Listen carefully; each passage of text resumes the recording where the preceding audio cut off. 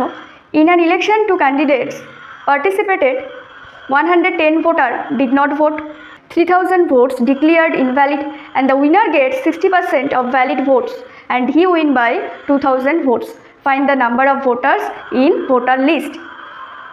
প্রথমে valid vote, এর মধ্যে কে পড়ছে? উইনার। তারপরে কে পড়ছে? লুজার। এবার বললো যে উইন করেছে সে পেয়েছে কত? 60% ভোট। তাহলে টোটাল 100% হলে এ 60% পেয়েছে, টোটাল 100% হলে 60% পেয়েছে, তাহলে এ কত পাবে?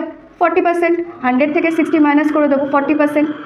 এই যে 40% পেয়েছে, এই 60 আর 40-র মধ্যে গ্যাপ কত বলেছে? 60 থেকে 40 কী করবো? মাইনাস করে দেবো। 60% মাইনাস 40% করলে কত হয়? 20%। এই 20%-এর ভ্যালু বলে দিয়েছে যে উইন করেছে এ, এটার থেকে বেশি পেয়েছে। কত পার্সেন্ট বেশি পেয়েছে? 20% বেশি পেয়ে উইন করেছে। সেই উইনের ভ্যালু বলে দিয়েছে কত? 2000। সেই উইনের ভ্যালু বলে দিয়েছে কত? 2000। তো 1%-এর ভ্যালু কত? এটা দিয়ে এটা টোটালটা কাটো, 21 + 20, দুটো জিরো আছে। 1%-এর ভ্যালু হচ্ছে 100। টোটাল কত? 100%।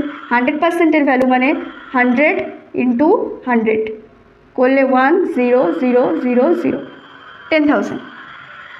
এই 10,000 আছে। এবার আমাকে টোটাল ভোটার লিস্ট বের করতে বলেছে। এই 10,000-এর মধ্যে দেখো, ফার্স্টে বলেছে 110 voter did not vote. Total কত ছিল? 110 প্লাস এরাও তো ছিল এই ভোটার লিস্ট, ওরা ভোট দেয়নি। 3000 ভোটস ডিক্লেয়ার্ড ইনভ্যালিড। ইনভ্যালিড ভোটও এটাও তো ভোটার লিস্টে ছিল। কত ছিল? 3000 ভোট। তো এই টোটালটা অ্যাড করো, কত হচ্ছে? 10,000 আর 3000, 13,110। 13,110, অপশান নাম্বার ডি।